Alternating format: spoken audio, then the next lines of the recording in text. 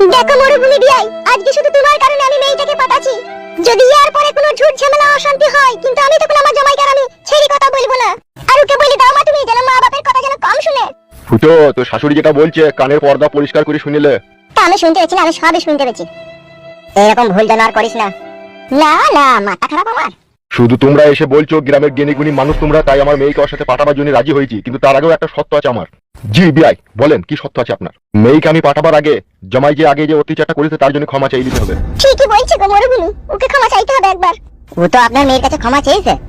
দেখো, সে যখন ক্ষমা চেয়েছে সেটা আমরা শুনতে পাইনি, এখন আমরা নিজের কানে শুনতে চাই এইরূপ। ঠিকই বলছে গো মরুভূমি, মেয়ের কাছে একবার ক্ষমাটা চাই দিলে মেয়ের মনটাও হালকা হবে।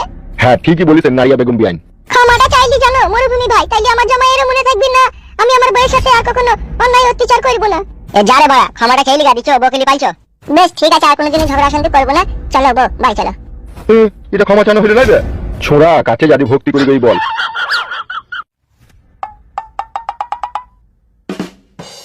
শোনা বউ, তোমার সাথে যে ঝগড়া শান্তি হয়েছে, যেভাবে তোমাকে আমি মারধর দিয়েছি, তার জন্য তুমি আমাকে ক্ষমা করো। তুমি তো মনে হচ্ছে ভক্তি করে ক্ষমা চাইছো না গো জামাই। বে ভক্তি করে চাইছি, তোর কি ঘরে বাইজি নাকি? মন থেকে তো ক্ষমা চাইছি গো। বলছো হচ্ছে না, শুনতে পেয়েছি না, ভালো করে চাও না কষ্ট করে চাও না? ক্ষমা চানো হয়নি বলে মেয়ে আমার রেগে আছে, বুঝতে পারছি না আমি। ভালো করে চাও, যেভাবে চাওয়ানোর দরকার সেইভাবে চাও। যতটা তুমি আমার মেয়েকে মন থেকে ভালোবাসো সেইভাবে ক্ষমাটা চাও। শোনা বউ, আমি তোমার স্বামী, আমি মদ খেয়ে তোমাকে মেরেছিলাম, তার জন্য আমি তোমার কাছে ক্ষমা চাইছি, তুমি আমাকে ক্ষমা করে দাও। এ কোনো রাগ কমেনি তো মনে হচ্ছে। ভালো করে চারে বাড়া। ফুটো, তাড়াতাড়ি কর। খুব হ্যাপ লাগে এই ছেলেটা। বউ, আমি তোমার বাবা মায়ের কিনা গোলাম। যতদিন আমি দুনিয়াতে বেঁচে থাকবো ততদিন তোমাকে আমি মাথায় করে রাখবো, বুকের ভিতরে কলজির ভিতরে যত্ন সহকারে রাখবো। ইহকালে আর পরকালে তুমি আমার জীবন মরণের সাথী। তুমি তোমার মা বাবার কথা শুনবে না তো? কি আর বলবো বউ, সবই কপালের দোষ। যদি মাকে ভালোবাসা দিচ্ছি তো বউয়ের কাছে খারাপ হয়ে গেছি, যদি বউকে ভালোবাসা দিচ্ছি তো মায়ের কাছে খারাপ হয়ে গেছি। যখন মা বাবা ছিল তখন ছিল, এখন তুমি বিয়ে করেছো, বই তোমার জীবনের সবকিছু। সেটা তো অবশ্যই ঠিকই। আবার মনে হচ্ছে আমার মেয়ের মন খারাপ হয়ে গেল। কো এখনো তো হয়নি মনে হচ্ছে। ভালো করে ক্ষমা চারে। শোনা বউ রঙ্গিলা, প্লিজ বউ, তুমি আমার উপরে আর রাগ করে থেকো না। এবার তুমি চলো। তোমার বিরহ বিচ্ছেদ আমাকে এক নিদারুণ যন্ত্রণা দেয়। তুমি ছাড়া আমি নিজেকে যাযাবর মনে করি। কোনোদিনও রাত করে বাড়ি ফিরবে না তো? তুমি যদি মানা করো তাহলে বাড়ি থেকে বেরোবো না, বাড়িতেই থাকবো। বেরিয়ে হবে একবার দুবার, কেন খাবার দাবার কাজে কমতে দিতে হবে। সন্ধ্যে 6টা 6:30 বাজলে বাড়ি আসবে তো? এটাও ঠিক বলছে গো ছেলে। তার কারণ সারাদিন বাড়িতে কাজকর্ম করে হাত পা যন্ত্রণা করে, বেশি তো তোমাকে দুটি পিঠা দিতে হবে। কি আর বলবো শাশুড়ি মা আপনাকে, আমার নিজেকে খুবই ভাগ্যবান পুরুষ মনে হচ্ছে। তার কারণ এইরকম বউ যেই পুরুষ মানুষের ভাগ্যে একবার জুটেছে, সেই শালা সুইরের বাচ্চা যদি মনে করে নিজের ভাগ্যটা শেষ কাগজ দিয়ে মুছে হাড় বাই করে রক্ত বাই করে যদি মনে করে পরিবর্তন করবো, তাও সে পারবে না। এইরকম সতী সাবিত্রী বউ যার কপালে জুটেছে। কথার মধ্যে কেমন একটা এলাটি ভাব মনে হচ্ছে। না গো শ্বশুর আব্বা, আমি মন থেকেই বলছি যা বলছি। হ্যাঁ দেখো শুনো, বাড়ি গিয়ে মাছ কালি কিন্তু সাথে খাবো, তারপরে কিন্তু আলাদা করে ভিনে ভিনে তোমাকে খেতে হবে। বেশ ঠিক আছে, তাই হবে বউ। তুমি যা বলবা তাই হবে, চুল পরিমাণে কোনো কথা এদিক ওদিক হবে না বউ। এবার তো একটু হাসো আমার রঙ্গিলা জান সোনা পাখি বউ। এই তো হিসেবে শাশুড়ি মা বেলা হিসেবে বেলা নিয়ে যাবো, নিতে যাবেই। চলো শোনা বউ, তাই যাবে।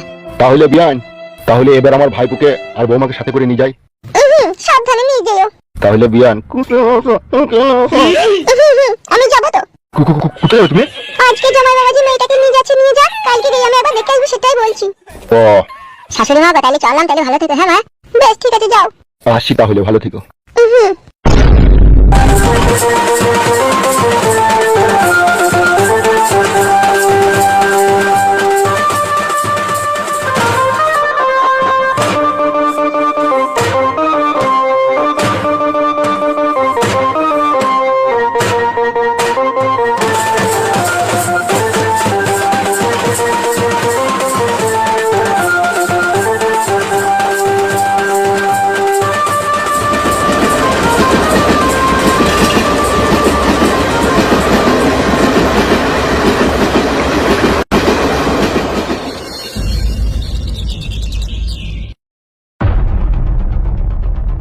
মা, ফুটু।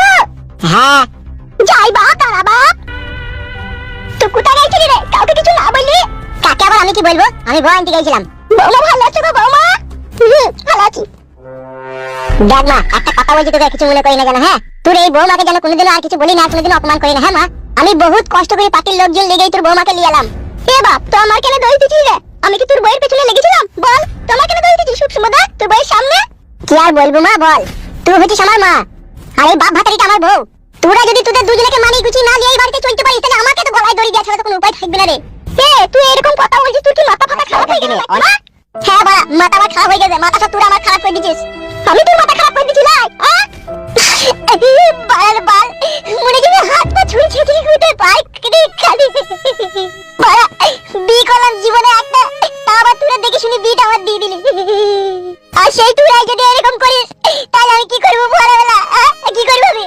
এই মাগো, এই মাগো, বউকে আজ থেকে কত অপমান সহ্য করতে হলো শ্বশুর বাড়িতে, শাশুড়ির অপমান, শ্বশুরের অপমান, ভাইয়ের অপমান, মনে হচ্ছে আমার, মনে হচ্ছে দুনিয়াতে আমি বিশাল বড় একটা পাপ করে ফেলেছি, তাই জন্য আমাকে সাজা ভোগ করতে হচ্ছে। আরে তুই অপমান কেন শুনলি? তুই শ্বশুর শাশুড়ির কাছে তুই পালিয়ে এলি না? পালিয়ে আইবো, পালিয়ে আইবো, বড় বাবু কোথায় বল, আর বল আবার, বড় বাবু কোথায় বল। তোকে তারা অপমান করেছে, তা দেখে তুই কিছু বলতে পারিস নি, নিজের মাকে গরম ঝাড়ছিস না, এটা তুই ছেলের পরিচয় দিছিস?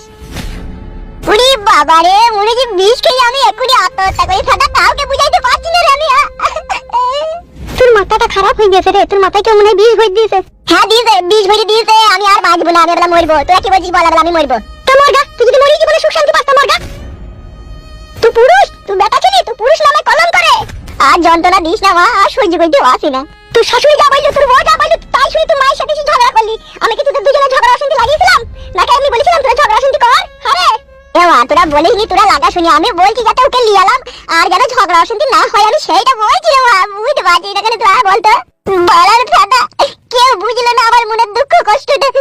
শালা বিয়ে করে মরে যাবি, খাতায় গজালে লিখে গেলাম রে, কি অন্যায় করলাম রে, বিয়ে করে কি ভুল করলাম রে। এই তো তোর জীবনের কাহিনী শুরু, তোর জীবনে যে কি কষ্ট হবে, কি দুঃখ হবে তুই বুঝবি। যে মেয়ে স্বামীর ঘর করতেছে, তুচ্ছ কথায় স্বামীর সাথে ঝগড়া অশান্তি করে মায়ের বাড়ি চলে গিয়ে 25 দিন বেরিয়ে আসে, সে কোনোদিনও ভালো একটা বউ হইতে পারে না। আপনি খুব ভালো জি, আপনি খুব ভালো, তো আপনি ভালো, তো ভালো হয়ে থাকেন। তুমি কেন কথা বলছো বৌমা? আমি তোমার ছেলেকে কথা বলছি। তা বলেন, যা বলার বলেন। ছেলেকে শাড়ি আঁচলে বেঁধে রেখে দেন। আমি শাড়ি আঁচলে বাঁধিনি, আমি আমার ছেলেকে ছেড়ে দিয়েছি। তুমি বেঁধে রেখেছো, তুমি আরো করে রাখো। মিটি থেকে বলেছিল তাই যে আই বলে রাখতে হচ্ছে ছেলেকে ঘরে। তুমি ভদ্রভাবে এসো, ভদ্রভাবে স্বামীকে নিয়ে সংসার করবা, ঠিক আছে? তোমার সাথে আমি কোনো রকম ঝগড়া শান্তি করতে চাই না। অভদ্রতা ঘরে কোনোদিনও ভদ্রতা শিখা যায় না। ও বউ চুপ করো, বউ শোনা, বউ চুপ করো। তোমার মাকে চুপ করতে বলো, তাইলেই হবে। আমি চুপই আছি। ভালো তো, চুপ আছে, চুপ থাকাই ভালো। যাও ঘরে গিয়ে ব্যাগপত্র রাখো গা। আপনি যেভাবে কথা বলছেন, আপনার বাড়ি থেকে আমি এমনি থাকতে আইছি নাকি? এ মা চুপ না, চুপ না দাদা, চুপ না। মাত্র এরকম করে গেলে চুপ না রে। এই বউ পাগলা বিবির গোলাম, তুই তোর বিবিকে চুপ করাবি, ঘরে নিয়ে যা। আমি তোদের সাথে কোনো কথা বলতে চাই না। বিবির গোলাম কে সেটা আমরাও দেখতে পাই, দেখতে পাই না তা নয়। বৌমা মুখ সামলিয়ে কথা বলবা। তুমি তোমার দেবতার মতো শ্বশুরকে আলতু ফালতু রূপে দেখতে চাও না। চুপ না তো। তা কি বলছিস রে, তুই শুনতে পেয়েছিস না? তোর বাপের দিকে বলছিস, তোর বাপ নাকি ভেড়ুয়া, তাহলে কথাটা কি হয়েছে রে? মা তুই চুপ। আব্বা হচ্ছে একটা ওয়েল বেঙ্গল টাইগার, তুই চুপ বেলা। আর শোনা বউ গো, আমার আব্বা হচ্ছে একটা ছাগলের পাটা। আব্বার কথা বাদই দাও, তুমি চুপ করো। আসুক বাড়ি, সে আসুক। আব্বা বাড়ি আবার এই সমস্ত কথাবার্তা তুলে আবার ঝগড়া শুনতে হবে নাকি? তাইলে ঝগড়া করার লেগে দেখতে পেছো না, কান তো ফুললেই আছে। মারে তোকে একটা কথা বলছি, কিছু মনে করি না, ভালো করে শোনো আমার কথাটা। হ্যাঁ মা, আজ থেকে আমি আর আমার বউ যে ঘরে খাইবো সেই ঘরে তুই ঢুকবি না, আর আমরা দুজনে আলাদা করে খাবো। হ্যাঁ মা, তাই খাও গা বাপ শোনা আমার। তোমরা যাতে খুশি তাই করো গা বাপ শোনা, আমার তো কোনো রাগ নেই তোমাদের প্রতি। তোমরা যেইভাবে সুখ শান্তি করে থাকবা, থাকো গা বাপ আমার। এসো শোনা বউ, ঘরে এসো, চলো। কিছু মনে করি না। হ্যাঁ মা, বয়স হালকা তো, বুদ্ধিটা একটু কম।